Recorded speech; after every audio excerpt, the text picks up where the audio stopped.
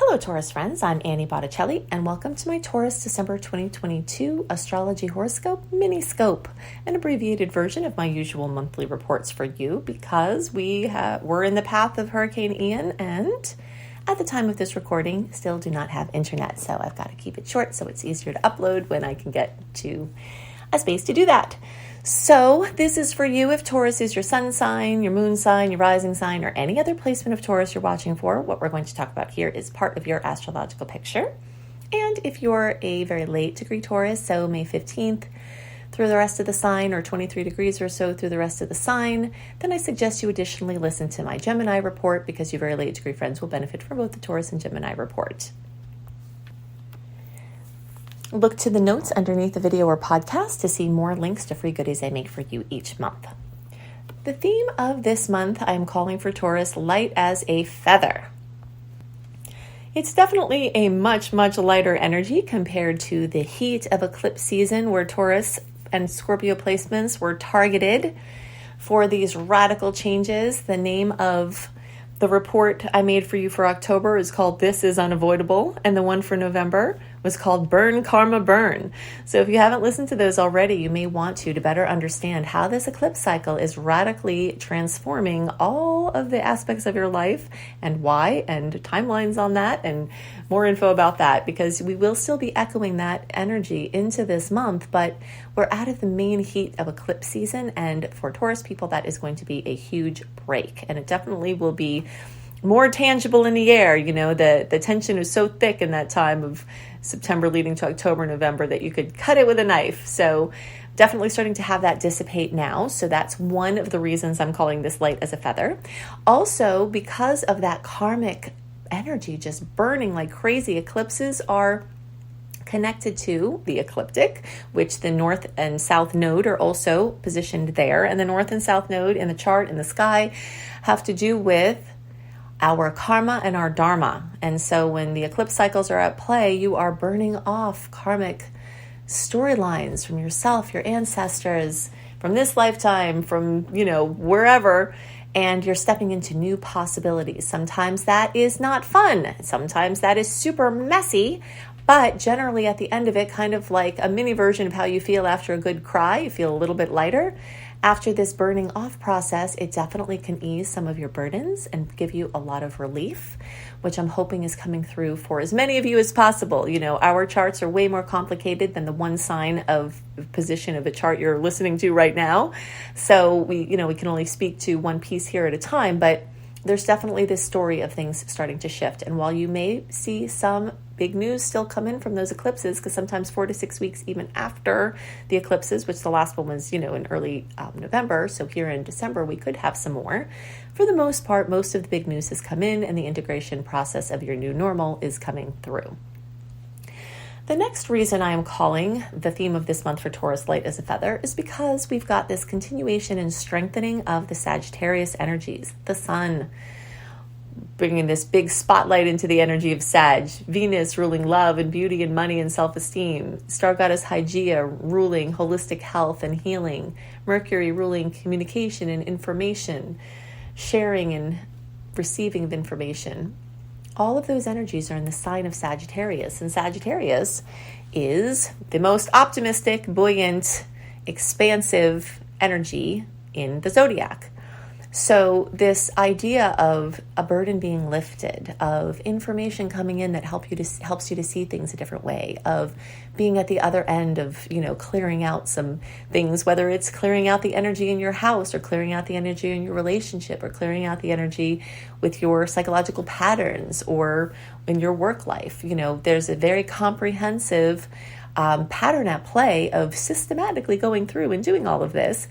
And Sagittarius energies are helping you to see things in a much broader light, like the person on top of the mountain who maybe the people in the little village can't tell that the reason why their water supply dried up is because a beaver built a dam 2 miles up. But the person on the mountain can see that there's a beaver dam and can say, oh, no problem. The way we can solve this is just moving the beaver dam, right? So you've got this chance now for this higher wisdom, for this bird's eye view to factor into every area of your life. Now, some of that because Sagittarius does make a little bit of an awkward angle for Taurus, some of that might mean you have to stretch a little bit to see this and to use this. It could be a little bit annoying, a little bit of a nuisance where something's coming in, kind of like someone coming in a good mood when you have a cloud over your day, So, you might have to work a little bit to properly utilize this energy, which is why I'm telling you about it. But it definitely should come as a breath of fresh air. And the more you accept it and use it for that, the more you will feel light as a feather. Something else that is, speaking of the relief of burdens and the possibilities for that for you, is that Jupiter, as of the end of November, has gone direct. It's gotten the rest of the way through Pisces now, and it's getting into Aries in December. And first of all, that can help to move a lot of things forward. Okay, so in July, when Jupiter slowed down and went retrograde, a lot of things that had been blazing forward really lost steam, lost direction, fizzled out. We've got a lot of retrograde and direct storylines that we're playing with here, a lot of different layers to speak about, but the Jupiter timeline is a big one. So you'll notice that a lot of things that fizzled out, that maybe seemed like they were going away, where Jupiter's luck was, crossing over you or skipping over you, all of those things might start to come back at this time that Jupiter's getting strong and zesty.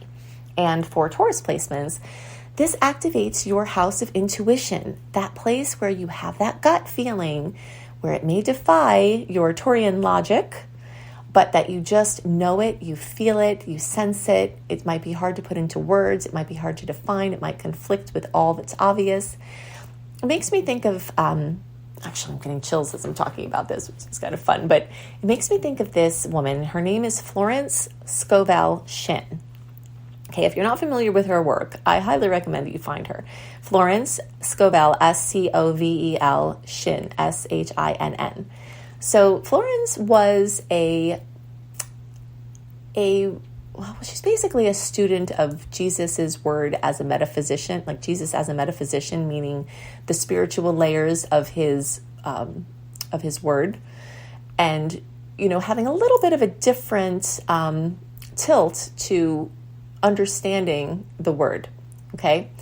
And so she talked about the energy of transcending form while in form, and that Jesus spoke about this possibility, this metaphysical possibility. And she has this beautiful affirmation. She was very strong on speaking an affirmation, owning it, claiming it, repeating it, visualizing it, feeling it. And so she talked about, she would say, when I'm unmoved by appearances, appearances move. I love this. I really, really love this. And I love this for you right now, okay? Because when you have strong earthy energy, and I actually have it too, even though I have all this Sag energy, I have a lot of energy in Capricorn. My South Node is in Taurus, so I understand this very viscerally. It's very easy to respond to logic, to present logic, for it to make sense and to live by it. The things that are practical, they're grounded. And at the same time, we know that we live in a multidimensional reality where there are many layers of truth that are coinciding. And we're still, of all the things that humans have discovered, we still don't know barely anything of what there is to know. And most of what we don't know is in the land of the unseen. We don't have devices yet to see in those spaces. So we're still kind of getting there, right? So what's being accentuated for Taurus with Jupiter in Aries, moving into your 12th house, back into your 12th house, because this trend started earlier in the year, then kind of went to sleep a bit, is bringing you online with your intuition, with what people call their gut. When people don't want to sound metaphysical or woo-woo about intuition, they call it their gut. But guess what? It's the same thing. So you are having an opportunity to delve deeper into the unseen realms, bring that knowledge back to your solid earthy grounding, and combine the two in wonderful ways. So between now and May, you're really, really, really having this opportunity to dive deep into the lesser seen realms of angels, angelic guidance, spirituality, psychology, psychotherapy, your dream world, your connection with your subconscious mind through synchronicity and dream states, lucid dreaming. All of these things are back for a short-term here expansion and a long-term expansion. And this is energy that can also make you feel light as a feather, because it can widen your scope away from the narrow scope in certain areas of your life that you may be experiencing some heaviness because you're hyper-focused on a small viewpoint with certain things. And this Sagittarius energy, this Jupiter energy is widening it for you, okay? So it's very exciting. Now, a couple of other layers that I want to add in here to better understand the month is we've got Jupiter direct. I told you certain things are going to just wake up like crazy. We still have Mars retrograde and going deeper into retrograde. So certain energies might make certain things be still cooling off. And some of those things that are cooling off are things that you are hell-bent on making happen. If you try to force things during Mars retrograde, it tends to boomerang back at you. Force against a person or force to try to make something happen is not very well indicated in Mars retrograde. It creates frustration. So if you notice that you're getting frustrated, just let it be as much as you can and follow the things that are lighting up like crazy, because there will be things that Jupiter is lighting up like crazy, or that Mercury going into retrograde, or even the Mars retrograde is lighting up saying, here's the squeaky wheel. This needs your attention. And you might be like, but I'm trying to make this happen here and I got to get this done. Okay, no, universe, unless it really, really, really has to be done, the universe wants to direct your energy. And the more you can switch gears like that, the happier you will be. If it's something that you absolutely have to do and it's non-negotiable, still the advice I'm giving for this time is to do things in short spurts rather than sitting down to try to finish a project at once, which a lot of Taurus people tend to do unless you have a strong Gemini influence or other placements. You know, the way of Taurian energy is to go plow right into it and just get it done. So what's better indicated at this time is micro-tasking, doing short spurts of productive things, honing in to the things that will be most productive and focusing your efforts on those few things that you tend to avoid doing by all the other busy work, and then just doing the things that really make the causal root, shift. Now, let's bring in, and also one of the things I really like about Mars retrograde is that it can tend to tone down ambitions. Now, I have Aries rising, I'm ruled by Mars, I tend to be very ambitious. Combine that with all my Sag energy and things really expand as far as the things I'm doing and trying to do. And so I have come to love Mars retrograde as a break from myself. And you, as a Taurus, who can be similarly, ambitious in certain ways, might notice that you're toning it down a bit. And if you start to question that and feel bad and are putting pressure on yourself, saying, what's wrong with you? Don't be lazy, get this done. And, not really allowing that cycle to flow, you could be getting down on yourself about it, not understanding that this is the universe wanting you to rest, because in that space of rest, kind of like the Shavasana at the end of a yoga practice, that quiet time where we reflect and integrate all the work that we did, this retrograde can give you that rest, the place to integrate the things you've done, and the place to get clarity about your next action steps. And believe me, in the spring, fall for you all down under in 2023, starting like February, March, April, you're really going to be revving forward in major ways. So you'll want to have rested now. You'll want to have integrated now, because this is going to be an unstoppable force of activity at that time. And this month is going to similarly be busy and overstimulating because of all of the energy in Sag and Gemini, which are mutable signs that move in an upward spiral. Okay, so let's bring the piece in now about Mercury retrograde. We've got a division in the month that really changes depending on the time frame. So December 1st through 12th, Mercury is normal scheduling, moving forward, going on the highway of communication and appliances and, mobility and devices and such. Then, so it's kind of, I always like to liken this to going on a highway at full speed. You're going, everything's flowing, it's good, no obstructions. Then in the pre-retrograde transit, pre-shadow period, okay, so the weeks before the actual retrograde, so that's December 12th through the 28th, is this deepening web of Mercury retrograde. We've got the slowing down to make a U-turn energy, the awkwardness of changing lanes, slowing down when other people are still going fast. So you've got a couple of weeks of that energy where things are shifting gears. There's, it's uncomfortable. Things that seem full speed ahead are winding back. Clarity about certain things is dwindling. Things are getting called into question. Trying to make plans from December 12th especially on, or for that time, in that time or for that time, can be quite nightmarish, and the more you can leave things unscheduled or lightly scheduled, the better. So for holiday things, certain things obviously have to be planned, but anything that you can commit to loosely, that will be better, rather than a strong yes. Tell people to pencil you in instead of pen you in, and you use your pencil because you're going to be using your eraser. Just kind of know that schedule's going to be changing. Things will be called into question. Plans that you made for now and in the future might kind of come to a halt a bit, and you really can't see that much more than a few steps ahead of you in certain areas at this time. Certain things will be super clear and will be moving. Jupiter will ensure that, but there are other things that just kind of make things a little murky, where you just have to deal with what comes up right in front of you. Then December 29th through January 19th is the point where you get to the median and you're just kind of there stalled out while all the traffic is whizzing by you in both directions. And you're in the inward and the backward mode, the sitting on the beach waiting for stuff to come in, the sitting in your web seeing what food comes to you type of mode. And then January 19th through February 6th is that time where you're like waiting for your chance to get back into traffic, heading back the other way, waiting to get up to full speed, which happens by February 6th. And that starts to open us up more into this beautiful spring or fall for you all down under, open period of crazy launching and bursting forward in magical ways. So between now and then is a time where you're kind of preparing for that, doing things in the backdrop, experimenting, trying some things on, and, trying on your new life that the eclipses have opened up for you.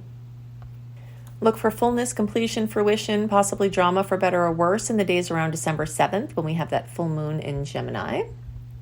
This is all featured especially around mobility, driving, walking devices, communication, and your money sector. Okay, so Mars is kind of making things spin backwards in the money sector. You're questioning certain things, and you've got the full moon there bringing some things either to fruition in a great way or, something to deal with. Then in the days around December 23rd, you've got the new moon in fellow earth sign Capricorn. So new chance for money, business, opportunities, anything that has to do with employment or planting seeds for those things. And it highlights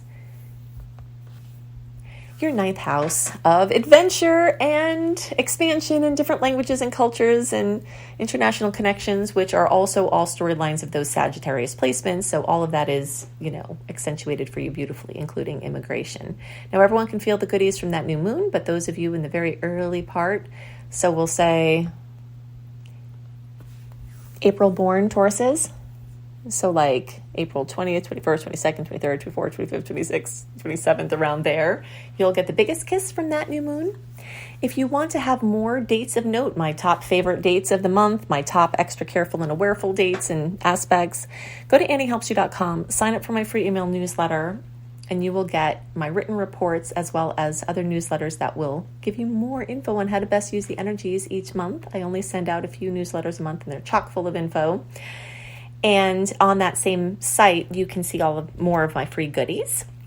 If you want to learn astrology, go to anniebastrology.com. Annie, the letter B, astrology.com. See my exclusive content portal, see my astrology classes, including my Becoming a Professional Astrologer Mastery Course, which I can take you from zero to professional astrologer in a very short amount of time and teach you how to earn money doing it.